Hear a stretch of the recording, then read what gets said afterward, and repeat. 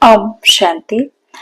29 मार्च 2025 की मुरली के महावाक्य हैं। आज के साकार मधुर मुरली के सार में मीठे मीठे प्यारे प्यारे श्री बाबा ने कहा, मीठे बच्चे, तुम्हें ज्ञान से अच्छी जागृति आई है। तुम अपने 84 जन्मों को निराकार और साकार बाप को जानते हो। तुम्हारा भटकना बंद हुआ। प्रश्न है, ईश्वर की गत मत न्यारी क्यों गाई हुई है? उत्तर, क्योंकि वह ऐसी मत देते हैं जिससे तुम ब्राह्मण सबसे न्यारे बन जाते हो। तुम सबकी एक मत हो जाती है। दूसरा ईश्वर ही है जो सबकी सदगति करते हैं, पुजारी से पूज्य बनाते हैं, इसलिए उनकी गत मत न्यारी है जिसे तुम बच्चों के सिवाय कोई समझ नहीं सकता। ओम शांति।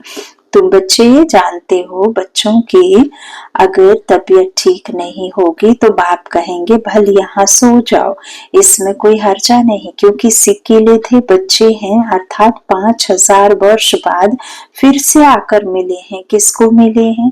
बेहद के बाप को। यह भी तुम बच्चे जानते हो, जिनको निश्चय है बरोबर हम बेहद के बाप से मिले हैं, क्योंकि बाप होता ही है एक हद का और दूसरा बेहद का। दुख में सब बेहद के बाप को याद करते हैं, सतयुग में एक ही लौकिक बाप को याद करते हैं, क्योंकि वहाँ है ही सुख धाम। लौकिक बाप उसको कहा जाता है जो इस लोक में जन्म देता है। पारलौकिक बाप तो एक ही बार आकर तुमको अपना बनाते हैं। तुम रहने वाले भी बाप के साथ अमरलोक में हो, जिसको परलोक परम धाम कहा जाता है। वह है परे ते परे धाम। स्वर्ग को परे ते परे नहीं कहेंगे, स्वर्ग नर्क यहाँ ही होता है, इसी धरा पर नई, इसी धरा पर पुरानी दुनिया होती है। जब निर्विकारी दुनिया है तो स्वर्ग है, और जब विकारी दुनिया है तो नरक है। रावण के राज्य को नरक कहते हैं, दुख की दुनिया कहते, रात कहते हैं बेहद की रात, और सुख को कहते हैं सतयुग। राम के द्वारा स्थापित, भगवान के द्वारा स्थापित राज्य को कहते हैं सतयुग। तो परमात्मा कहते हैं स्वर्ग और नर्क यहाँ ही होता है। नई दुनिया को स्वर्ग, पुरानी दुनिया को नर्क कहा जाता है। अभी है पतित दुनिया, पुकारते भी हैं हे पतित पावन आओ। सतयुग में इसे नहीं कहेंगे। जब से रावण राज्य होता है तब पतित बनते हैं, उनको कहेंगे 5 विकारों का राज्य। सतयुग में है ही निर्विकारी राज्य। भारत की कितनी जबरदस्त महिमा है, परंतु विकारी होने के कारण भारत की महिमा को जानते नहीं। भारत संपूर्ण निर्विकारी था जब यह लक्ष्मी नारायण राज्य करते थे। अभी वह राज्य नहीं है। वह राज्य कहाँ गया, यह पुत्र बुद्धियों को मालूम नहीं। और सभी अपने अपने धर्म स्थापक को जानते हैं। एक ही भारत है जो ना अपने धर्म को जानते, ना धर्म स्थापक को जानते हैं। और धर्म वाले अपने धर्म को तो जानते हैं, परंतु वह फिर कब स्थापन करने आएंगे यह नहीं जानते। सिख लोगों को भी यह पता नहीं है कि हमारा सिख धर्म पहले था नहीं, गुरु नानक ने आकर स्थापन किया तो जरूर फिर सुख धाम में नहीं रहेगा, तभी गुरु नानक आकर फिर स्थापन करेंगे, क्योंकि वर्ल्ड की हिस्ट्री, ज्योग्राफी रिपीट होती है ना। क्रिश्चियन धर्म भी नहीं था, फिर स्थापना हुई, पहले नई दुनिया थी, एक धर्म था, सिर्फ तुम भारतवासी ही थे। एक धर्म था, फिर तुम 84 जन्म लेते लेते यह भी भूल गए हो कि हम ही देवता थे। फिर हम ही 84 जन्म लेते हैं, तब बाप कहते हैं तुम अपने जन्मों को नहीं जानते हो, मैं बतलाता हूँ। आधा कल्प राम राज्य था, फिर रावण राज्य हुआ है। पहले है सूर्यवंशी घराना, फिर चंद्रवंशी घराना, राम राज्य। सूर्यवंशी लक्ष्मी नारायण के घराने का राज्य था। जो सूर्यवंशी लक्ष्मी नारायण के घराने के थे, 184 जन्म ले अभी रावण के घराने के बने हैं। आगे पुण्य आत्माओं के घराने के थे, अभी पाप आत्माओं के घराने के बने हैं। 84 जन्म लिए हैं, वे तो 84 लाख कह देते हैं। अब 84 लाख का कौन बैठ विचार करेंगे, इसलिए कोई का विचार चलता ही नहीं। अभी तुमको बाप ने समझाया है, तुम बाप के आगे बैठे हो। निराकार बाप और साकार बाप दोनों ही भारत में नामी गिरामी हैं, गाते भी हैं, परंतु बाप को मानते नहीं है, अज्ञान नींद में सोए पड़े हैं। गाते भी हैं परंतु बाप को जानते नहीं है। अज्ञान नींद में सोए पड़े हैं, ज्ञान से जागृति होती है। रोशनी में मनुष्य कभी धक्का नहीं खाते, अंधियारे में धक्के खाते रहते हैं। भारतवासी पूज्य थे, अब पुजारी हैं। लक्ष्मी नारायण पूज्य थे ना, यह किसकी पूजा करेंगे? अपना चित्र बनाए अपनी पूजा तो नहीं करेंगे, यह तो हो नहीं सकता। तुम बच्चे जानते हो हम ही पूज्य, सो फिर कैसे पुजारी बनते हैं? यह बातें और कोई समझ नहीं सकते, बाप ही समझाते हैं। इसलिए कहते भी हैं ईश्वर की गत मत न्यारी है। अभी तुम बच्चे जानते हो बाबा ने हमारी सारी दुनिया से गत मत न्यारी कर दी है। सारी दुनिया में अनेक मत मतांतर हैं, यहाँ तुम ब्राह्मणों की है एक मत, ईश्वर की मत और गत। गत अर्थात सदगति, सदगति दाता एक ही बाप है। गाते भी हैं सर्व का सदगति दाता राम, परंतु समझते नहीं कि राम किसको कहा जाता है। कहेंगे जिधर देखो राम ही राम रहता है, इसको कहा जाता है अज्ञान अंधियारा। अंधियारे बाबा कहते हैं अंधियारे में है दुख, सोझरे में है सुख। अंधियारे में ही पुकारते हैं ना, बंदगी करना माना बाप को बुलाना। भीख मांगते हैं ना, देवताओं के मंदिर में जाकर भीख मांगना हुआ ना। सतयुग में भीख मांगने की दरकार नहीं, भिखारी को इंसॉल्वेंट कहा जाता है। सतयुग में तुम कितने सॉल्वेंट थे, उसको कहा जाता है सॉल्वेंट। भारत अभी इंसॉल्वेंट है, यह भी कोई समझते नहीं। कल्प की आयु उल्टी सीधी उल्टी सुल्टी लिख देने से मनुष्यों का माथा ही फिर गया है। बाप बहुत प्यार से बैठ समझाते हैं। कल्प पहले भी बच्चों को समझाया था, मुझ पतित पावन बाप को याद करो तो तुम पावन बन जाएंगे। पतित कैसे बने हो? विकारों की खाद पड़ी है, सब मनुष्य जंक खाए हुए हैं। अब वह जंक कैसे निकले, मुझे याद करो। देह अभिमान छोड़ देही अभिमानी बनो, अपने को आत्मा समझो। आत्मा दिखाई नहीं देती, परमात्मा दिखाई नहीं देता। परमात्मा को भी जानना है, आत्मा को भी जानना है, दोनों को हमें समझना है। पहले तुम हो आत्मा, फिर शरीर लेते हो। पहले हम अव्यक्त हैं जो आत्मा का स्वरूप है, और व्यक्त जब हम शरीर लेते हैं तब आत्मा इस शरीर के द्वारा कर्म करती। तो फिर अव्यक्त से व्यक्त में हम देह में आने के बाद ही होते। तो आत्मा तो अमर है, शरीर मृत्यु को पाता है। शरीर 5 तत्वों से बना है, इसीलिए ये शरीर विनाशी है, यहीं रह जाना है। आत्मा अविनाशी है, इसीलिए उसका जहां जन्म बाबा कहते हैं कि सतयुगी आत्मा सबसे पहले आती है, फिर जाए परम धाम में कलयुग के अंत में, फिर भी सतयुग में वापस आती है। सो कलयुग बाबा कहते कलयुग के अंत में परमात्मा संगम युग पर आता है, आत्मा का नॉलेज देता है, फिर वापस आत्मा ब्राह्मण फरिश्ता सुदेवता बन पाठ बजाने आती है, फिर कलयुग के अंत में फिर वही। तो बाबा इस तरह बच्चों को 84 का चक्र समझाते। बाबा कहते पहले तुम हो आत्मा, फिर शरीर लेते हो। आत्मा तो अमर है, शरीर मृत्यु को पाता है। सतयुग को कहा जाता है अमर लोक, कलयुग को कहा जाता है मृत्यु लोक।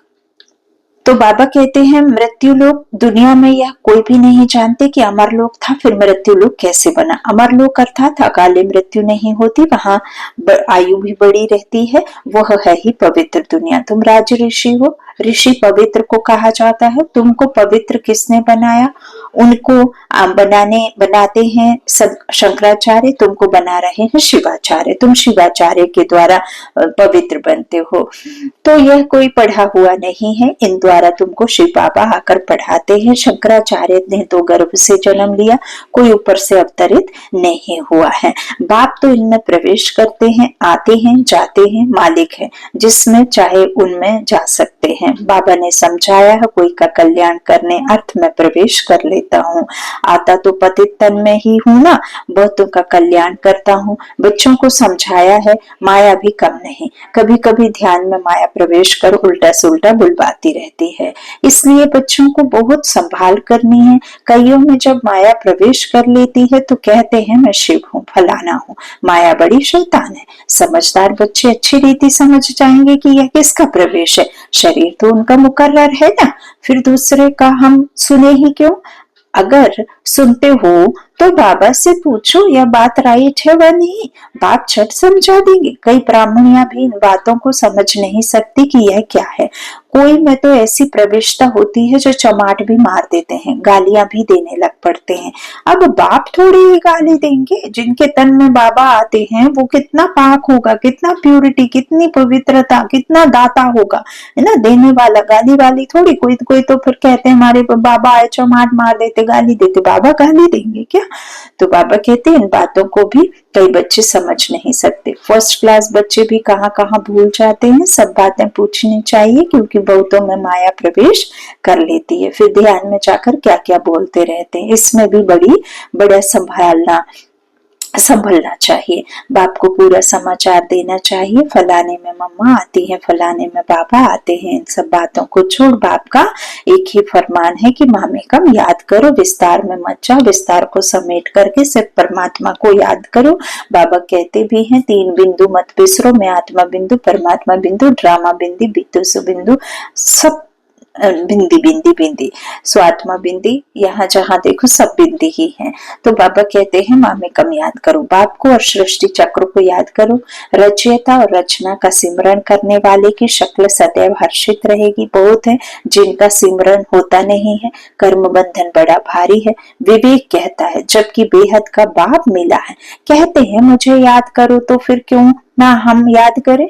कुछ भी होता है तो बाप से पूछो, बाप समझाएंगे। कर्म भोग तो अभी रहा हुआ है ना, कर्मातीत अवस्था हो जाएगी तो तुम फिर सदैव हर्षित रहेंगे। तब तक कुछ ना कुछ होता है। यह भी जानते हो मिरुआ मौत मल्लू का शिकार, विनाश होना है। तुम फरिश्ते बनते हो, बाकी थोड़े दिन इस दुनिया में हो, फिर तुम बच्चों को यह स्थूल वतन भासेगा नहीं, तो सूक्ष्म वतन और मूल वतन भासेगा। सूक्ष्म वतन वासियों को कहा जाता है फरिश्ते।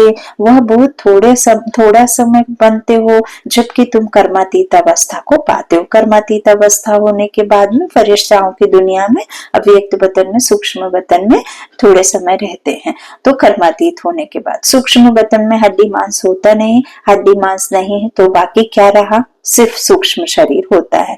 ऐसे नहीं कि निराकार बन जाते, नहीं, सूक्ष्म आकार रहता है। वहां की भाषा मूवी चलती है, आत्मा आवाज से परे है, उसको कहा जाता है सटिल वर्ल्ड। सूक्ष्म आवाज होता है, यहाँ है टॉकी, फिर मूवी, फिर है साइलेंस। यहाँ टॉक चलती है, यह ड्रामा का बना बनाया पार्ट है, वहां है साइलेंस, वह मूवी और यह है टॉकी। इन 3 लोगों को भी याद करने वाले कोई बिरले होंगे। बाप समझाते हैं बच्चे सजाओं से छूटने के लिए कम से कम 8 घंटा कर्मयोगी बन कर्म करो, 8 घंटा आराम करो और 8 घंटा बाप को याद करो। इसी प्रैक्टिस से तुम पावन बन जाएंगे। नींद करते हो, वह कोई बाप की याद नहीं है। ऐसे भी कोई ना समझे कि बाबा के तो हम बच्चे हैं ना, तो फिर याद क्या करें। नहीं, बाप तो कहते हैं मुझे वहां याद करो, अपने को आत्मा समझ मुझे याद करो। जब तक योग बल से तुम पवित्र ना बनो तब तक घर में भी तुम जा नहीं सकते, नहीं तो फिर सजाएं खाकर जाना होगा। सूक्ष्म वतन मूल वतन में भी जाना है, फिर आना है स्वर्ग में। बाबा ने समझाया है, आगे चल अखबारों में भी पढ़ेगा।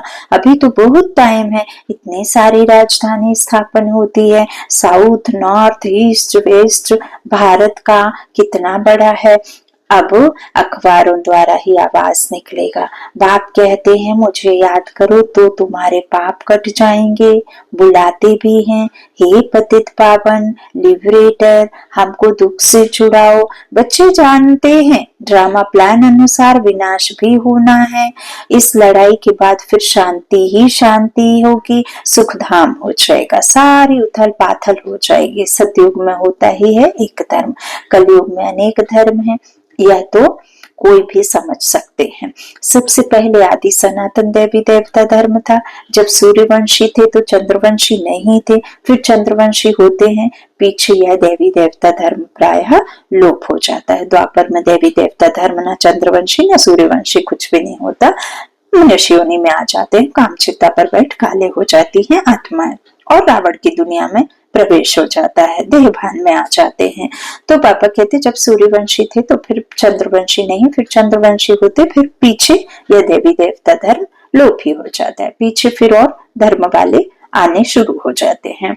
वह भी जब तक उन्होंने संख्या वृद्धि को पाए तब तक मालूम थोड़े ही पड़ता है।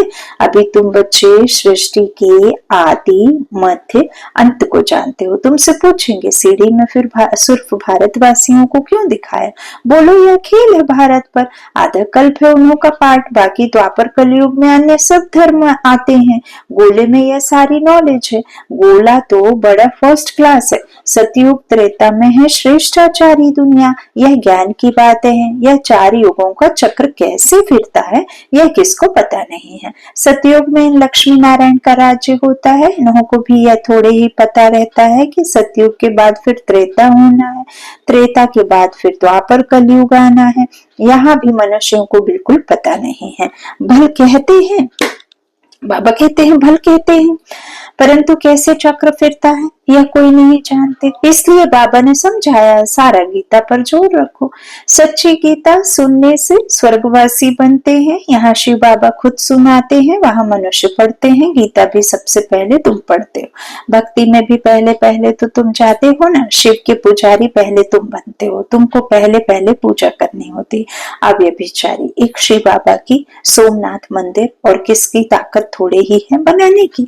बोर्ड पर कितने प्रकार की बातें लिख सकते हैं। यह भी लिख सकते हो भारतवासी सच्ची गीता सुनने से सचखंड के मालिक बनते। अभी तुम बच्चे जानते हो हम सच्ची गीता सुनकर स्वर्गवासी बन रहे हैं। जिस समय तुम समझाते हो तो कहते हैं हाँ बरोबर ठीक है, बाहर गए खलास, वहां की वहां ही रही। अच्छा, मीठे मीठे सिकिला दे बच्चों प्रति माता पिता बाप दादा का याद प्यार और गुड मॉर्निंग। रूहानी बाप की रूहानी बच्चों को नमस्ते। हम रूहानी बच्चों की रूहानी माता पिता बाप दादा को याद प्यार और गुड मॉर्निंग। शुक्रिया बाबा, शुक्रिया। धारणा के लिए मुख्य सार है। पहला बाबा ने कहा रचयिता और रचना का ज्ञान सिमरन कर सदा हर्षित रहना है। याद की यात्रा से अपने पुराने सब कर्म बंधन काट कर अतीत अवस्था बनानी है। दूसरा, ध्यान दीदार में माया की बहुत प्रवेशता होती है, इसलिए संभाल करनी है। बाप को समाचार दे राय लेनी है, कोई भी भूल नहीं करनी। वरदान दिया बाबा ने अपने शुभ भावना द्वारा निर्बल आत्माओं में बल भरने वाले सदा शक्ति स्वरूप भाव। सेवाधारी बच्चों की विशेष सेवा है स्वयं शक्ति स्वरूप रहना और सर्व को शक्ति स्वरूप बनाना, अर्थात निर्बल आत्माओं में बल भरना। इसके लिए सदा शुभ भावना और श्रेष्ठ कामना स्वरूप बनो। शुभ भावना का अर्थ है यह नहीं कि किसी में भावना रखते रखते उसके भाववान हो जाओ, यह गलती नहीं करना। शुभ भावना भी बेहद की हो, एक के प्रति विशेष भावना भी नुकसानकारक है, इसलिए बेहद में स्थित हो। निर्बल आत्माओं को अपनी प्राप्त शक्तियों के आधार से शक्ति स्वरूप बनाओ। स्लोगन है अलंकार ब्राह्मण जीवन का श्रृंगार है, इसलिए अलंकारी बनो, देह अहंकारी नहीं। अलंकार ब्राह्मण जीवन का श्रृंगार है, इसलिए अलंकारी बनो, देह अहंकारी नहीं। अव्यक्त इशारे सत्यता और सभ्यता रूपी कल्चर को अपनाओ। कई बच्चे कहते हैं वैसे क्रोध नहीं आता है, लेकिन कोई झूठ बोलता है तो क्रोध आ जाता है। उसने झूठ बोला, आपने क्रोध से बोला, तो दोनों में राइट कौन? कई चतुराई से कहते हैं कि हम क्रोध नहीं करते, हमारा आवाज ही बड़ा है, आवाज ही ऐसा तेज है। लेकिन जब साइंस के साधनों से आवाज को कम और ज्यादा कर सकते हैं, तो क्या साइलेंस की पावर से अपने आवाज की गति को धीमी या तेज नहीं कर सकते हो? अच्छा, ओम शांति।